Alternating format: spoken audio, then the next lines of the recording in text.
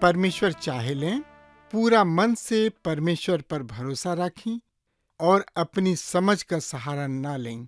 उन्हीं के सुमिर के सब काम करें, तब उ तोहरा खातिर सोझ रास्ता निकली है।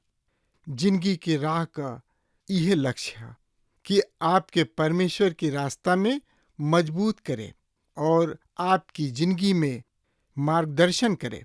कृपा करके हमारे कार्यक्रम देखें और सुनें ताकि परमेश्वर आपकी जिंदगी का मार्गदर्शक ठहरें। दया करी प्रभु रउआ, दया करे ना हो, दया करे ना। भक्त करेलन को हरिया, दया करे ना। भक्त करेलन को हरिया, दया करे ना। दया करी प्रभु रउआ, दया करे ना हो, दया करे ना। दया करी प्रभु रउआ, दया करे ना हो, दया करे ना। भक्त करेलन को हरिया, दया करे ना। भक्त करेलन को हरिया, दया करे ना।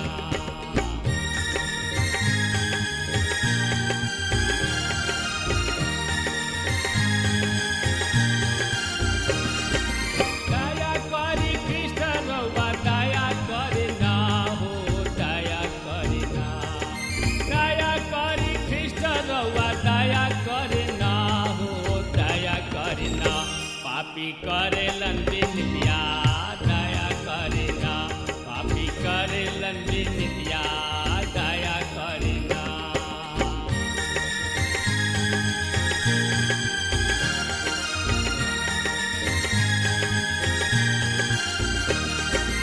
हाथ जोड़ी करी प्रभु शरण में सिसवा, दया करे ना। हाथ जोड़ी करी प्रभु चरण में सिसवा, दया करे ना। सेवक मांगेलन बरतनवा, दया करे ना। सेवक मांगेलन बरतनवा, दया करे ना। दया करे ना प्रभु, दया करे ना जी, दया करे ना। दया करी प्रभु रउआ, दया करे ना हो, दया करे ना। भक्त करेलन को हरिया, दया करे ना।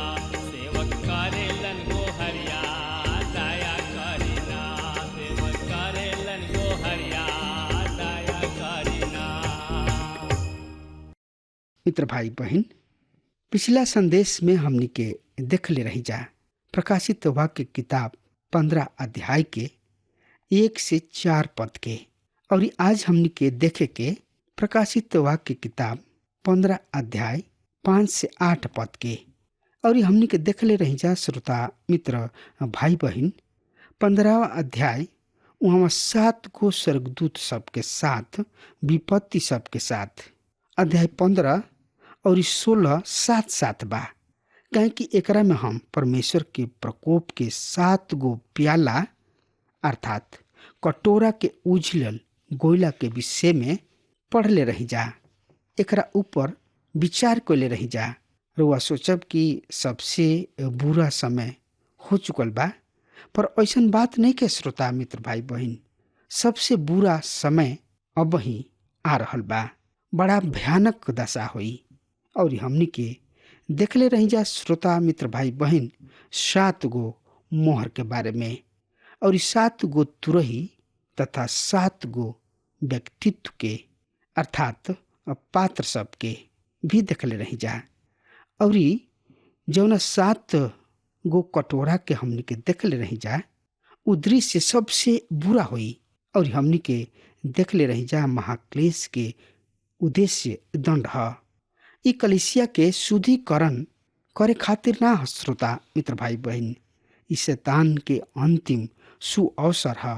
परमेश्वर पिता अपना अद्भुत अनुग्रह के कारण कलीसिया के महाक्लेश शुरू होके से पूर्व ही ये पृथ्वी पर से हटा ली हैं। यदि रुआ उनका अनुग्रह के प्राप्त करे के इच्छुक बानी तो रुआ निश्चय ही ओह महाक्लेश से बच सकिना। आज हमनी के देखे के और ये संदेश के विषय है स्वर्ग में गवाही के तंबू के खोलल गईल तथा 7 गो स्वर्गदूत के 7 गो विपत्ति सब के कटोरा लेके मंदिर में निकलल। हाँ तो प्रिय श्रोता मित्र भाई बहन, तो एकरा बारे में और ज्यादा से ज्यादा जानकारी खातिर रुआ अपन पवित्र शास्त्र बाइबल निकाल ली। प्रकाशित वाक्य किताब 15 अध्याय 5 पद से लेके 8 पद एह तरी से बखान कर रहल बा। सुनी ध्यान से।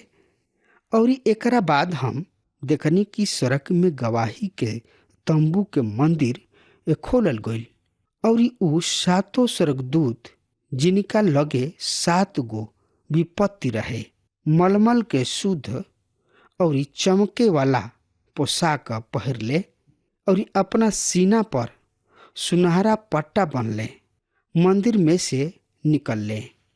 और उ 4 जानवर में से एक जाना 7 स्वर्गदूत लोग के जुग जुग ले जीवित परमेश्वर के प्रकोप से भरल सोना के 7 गो कटोरा दिहलस। तब मंदिर परमेश्वर के महिमा के धुआं और सामर्थ से भर गईल। जब ले उ 7 स्वर्गदूत के 7 विपत्ति पूरा ना भइल तब ले केहू मंदिर में भीतर ना जा सकल।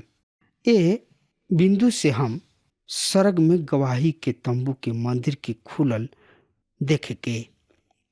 मित्र, मंदिर प्रकाशित वाक्य किताब में 15 हाली प्रयोग भइल बा। ऐसे एकरा प्राधान्य के हम उपेक्षा नहीं कर सकत। प्रकाशित वाक्य किताब यानी कि प्रकाशित वाक्य पहला 3 अध्याय के मुख्य विषय कलीसिया है और वहाँ हम कोनो भी स्थान पर मंदिर शब्द के प्रयोग नहीं देखत। चौथा अध्याय से दृश्य स्वर्ग में स्थानांतरित हो जाता और दृश्य के बदले के साथ ही हम स्वर्ग में मंदिर के देखतानी। हमन के पृथ्वी पर भी मंदिर के देखतानी जा जौन की स्वर्ग के मंदिर के नमूना पर बनावल गइल बा। अब नया यरूशलेम में जहाँ कलीसिया प्रस्थान करे जा रहल बिया वहाँ मंदिर नइखे। ऐसन काहे कि मंदिर कलीसिया के पहचान ना ह। दूसरा शब्द में कलीसिया के कोनो हाथ के बनावल गइल भवन से ना पहचानल जाला। कलीसिया खुद जीवित परमेश्वर के मंदिर हिया और ई वास्तविकता अध्याय 4 से स्पष्ट हो जाता। अध्याय 4 से परमेश्वर ओह लोगन के साथ व्यवहार कर रहल बने जेकर संबंध मंदिर से बा, जेकर पहचान मंदिर के द्वारा बा और केवल इस्राएल जाति ही उ लोग हवे जेकरा किने परमेश्वर द्वारा दिहल गइल मंदिर रहे और ई मंदिर स्वर्ग के मंदिर के नमूना पर रहे। एह पद में मंदिर संदर्भ तंबू तथा परम पवित्र स्थान के खातिर दिहल गइल बा जहाँ गवाही के बक्सा रखल गइल रहे। एह बक्सा में पत्थर के प्रतिमा सब रहे। दोनों वस्तु तंबू तथा पत्थर के प्रतिमा सब उनका अर्थात छाया यानी कि नकल रहे जौन की मूल रूप से स्वर्ग के मंदिर में बा। परमेश्वर आपन दास मूसा से कहले निर्गमन 25 अध्याय के 40 पद में, और देख तू उन्हें वही नमूना पर बनैह जैसे कि तोहार पर्वत पर देखावल गइल रहे। इब्रानी के लेखक भी यही तरीके बात के बतावताड़े।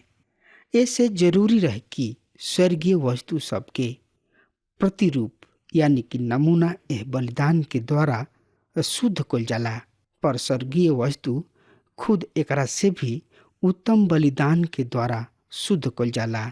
इब्रानी 9 अध्याय 23 पद। हाँ श्रोता मित्र भाई बहन, मूल वस्तु के हम प्रकाशित वाक्य की किताब 11 अध्याय के 19 पद में देखतानी, अर्थात वाचा के बक्सा स्वर्ग के मंदिर में बा। इसराइल के साथ परमेश्वर के कार्यवाही उनका वाचा के तिरस्कार कुल गुल पर आधारित बा, अर्थात व्यवस्था के उल्लंघन कइल गुल। परमेश्वर पिता धर्मी हवे, उ अब का करी है? सबसे पहले उ ओहनी लोग के दंड दी है, तब ओकरा पश्चात इसराइल प्रजा के साथ अपन वाचा के पूरा करी है। स्वर्गदूत के प्रधानता एक खाली फेर हमनी के आकर्षित करला। एकरा से पहले 7 गो स्वर्गदूत 7 गो तुरही सब के फुकले। अब यहाँ 7 गो स्वर्गदूत सब के एगो नवीन श्रृंखला बा, जेकरा हाथ में 7 गो विपत्ति सब के 7 प्रकोप कटोरा ह। स्वर्गदूत सब के मंदिर से प्रस्थान यह बात के दर्शावेला कि उ दया आसन के छोड़ के बहरी गोइले और अब परमेश्वर दया के स्थान पर प्रकोप अर्थात न्याय व दंड दर्शा रहल बने। हाँ श्रोता मित्र भाई बहन, तो एकरा बारे में और ज्यादा से ज्यादा जानकारी खातिर रुआ हमरा संगे पढ़े, समझे, सोचे, विचारे खातिर अपना पवित्र शास्त्र बाइबल खोल ली और ओह में देखी प्रकाशित वाक्य की किताब 15 अध्याय के 7 और 8 पद एह तरी से बता रहल बा। सुनी ध्यान से, हम ए पद के रुआ सामने पढ़े जा रहल बनी। 4 गो प्राणी सब में से एगो 7 स्वर्गदूत सब के 7 गो सोना के प्याला दिहले, जौना में जुग जुग तक जीवित रहे वाला परमेश्वर के क्रोध भरल रहे। परमेश्वर के महिमा और उनकर सामर्थ्य के कारण मंदिर धुआं से भर गइल रहे और फिर तब तक मंदिर में प्रवेश ना कर सकत रहे जब तक 7 गो स्वर्गदूत के 7 गो विपत्ति सब पूरा ना हो जाए। 7 के संख्या संपूर्णता के चिन्ह, सिद्धता के ना, और कोनो परिस्थिति में संपूर्णता में शिष्टता भी होला। हम देख रहल बानी कि उ कटोरा परमेश्वर के प्रेम व दया के कटोरा ना, वरन परमेश्वर के प्रकोप के कटोरा ह। मंदिर परमेश्वर के महिमा और सामर्थ के धुआं से भर गइल बा। ए खंड के संबंध कलीसिया के उपेक्षा इस्राएल जाति से बा, काहे कि उन्हें परमेश्वर मंदिर तथा विलाप के तंबू देले रहन। श्रोता मित्र भाई बहन, परमेश्वर के पास इस्राएल जाति के खातिर एगो कार्यक्रम बा, उ ओकरा के जरूर पूरा करी है। 7 गो सरग कटोरा ई महाक्लेश से युग के अंतिम भाग के दर्शावता। मित्र, हम देखतानी कि ई 7 गो स्वर्गदूत जौन की याजकीय वेशभूषा में बाणे, उ अब दया सेवा में संलग्न नइखन, पर अब उ दूसरा सेवा शुरू कर रहल बाणे। उ मसीह के ठुकरावे वाला संसार पर परमेश्वर के प्रकोप के प्याला उझिले के सेवा शुरू कर रहल बाणे, जौना संसार प्रभु यीशु मसीह के प्रायश्चित के खून के ठुकरा दिहले, ओकरा के संसार के अपना एह पाप के दंड भोगे के होई। ई दंड मनुष्य या शैतान के शत्रुता के परिणाम ना ह, ई तो प्रभु यीशु मसीह के सीधा कार्यवाही ह। रुआ कोमल प्रभु यीशु मसीह के देख लेले बानी, पर अब संसार के मेमना के प्रकोप देखे के होई। ई 7 गो स्वर्गदूत जौन की 7 गो कटोरा के साथ स्वर्ग के मंदिर से निकलताने, ई स्पष्ट बा कि ई दंड परमेश्वर के ओर से बा।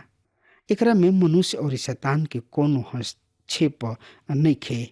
मेमना अर्थात प्रभु यीशु मसीह के प्रकोप से बचे के एक ही उपाय बा, हमनी के समय रहत उनका शरण में आ जाई जा।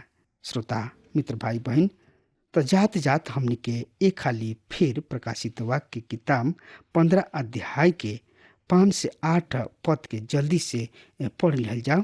एह तरी से एह पद में लिखल बा, और एकरा बाद हम देखने की स्वर्ग में गवाही के तंबू के मंदिर खोलल गईल, और उ 7 स्वर्गदूत जिनका लगे 7 गो विपत्ति रहे, मलमल के शुद्ध और चमके वाला पोशाक पहर ले, और अपना सीना पर सुनहरा पट्टा बन ले, मंदिर में से निकल ले। और उ चारू जानवरन में से एक जना 7 स्वर्गदूत लोग के जुग जुग ले जीवित परमेश्वर के प्रकोप से भरल सोना के 7 गो कटोरा दिहलस। तब मंदिर परमेश्वर के महिमा के धुआं और सामर्थ से भर गईल। जब ले उ 7 स्वर्गदूत के 7 विपत्ति पूरा ना भइल, तब ले केहू मंदिर में भीतर ना जा सकल। हाँ श्रोता मित्र भाई बहन, ई कैसन अद्भुत बात बा। अपना जिंदगी के नैया के पतवार प्रभु जी के बनाई, लेकिन काहे श्रोता मित्र भाई बहन, काहे कि प्रभु यीशु मसीह सामर्थी हमें, उ अनुग्रहकारी हमें। उनके किने स्वर्ग के कुंजी बा, उनके किने स्वर्ग के चाबी बा। बिना उनका के केहू वो स्वर्ग में प्रवेश ना कर सकी, काहे कि उहे मुक्तिदाता उद्धारकर्ता हमें, उहे प्रेम करे वाला प्रभु यीशु मसीह हमें। श्रोता मित्र भाई बहन, अगर रउआ अपना जिंदगी के नैया के पतवार बनावे चाहतानी, अपना जिंदगी के अगर बढ़िया तरी निभावे चाहतानी, तब प्रभु जी के पास आई और उनका से अपना आप के सौंप दीही और कहीं, प्रभु जी हमरा जिंदगी के नैया के पतवार तू ही बन जा, न तो हमार नैया बीच मझधार में डूब जाई और हम कतही के न रहब। श्रोता मित्र भाई बहन, लेकिन ये सब कब है श्रोता मित्र भाई बहन? जब रुआ प्रभु यीशु मसीह पर विश्वास करब, पछताप के साथ आइब उनका किने, रोब गिड़गिड़ाइब और अपना पाप से उनका किने मुक्ति पाइब। प्रभु यीशु मसीह रुआ के भगा नाती हैं, रुआ के त्याग नाती हैं, रुआ के धुधकार नाती हैं, लेकिन यह बात के रुआ समझे के बा कि प्रभु यीशु मसीह वो कलवरी के क्रूस पर अपना आप के बलिदान कर दिले। काहे खातिर? रुआ से प्रेम कैले, ऐसे उ उफ तक भी ना कहले, केहू से शिकायत ना कहले। हाँ श्रोता मित्र भाई बहन, बस हमार कहना यह बा कि रुआ प्रभु यीशु मसीह की न जाई। उ चंगाई करे वाला प्रभु हमें। रुआ कोनो समस्या में बानी, कोनो विपत्ति में बानी, कोनो परेशानी में बानी, तब प्रभु की न जाई और उनका से सब समस्या के बताई, पछताप करी, विश्वास करी, तब उनका आश्चर्य के सामर्थ्य के देखी। अब हमार समय खत्म हो रहा बा, तब तक खातिर हुआ हमरा के आज्ञा दी। परमेश्वर हुआ के बहुत ही आशीष देश। आमीन। हमके विश्वास बा कि ई कार्यक्रम आप सब खातिर फायदेमंद सिद्ध भइल हुई। अगर आप सबके लगे बाइबल से चाहे आपकी निजी जिंदगी से कोनो सवाल होके, चाहे कोनो समस्या खातिर प्रार्थना करावे चाहतनी, तो हमारी फोन नंबर पर जरूर संपर्क करें और आज का दिन आप खातिर सुखद बनाएं।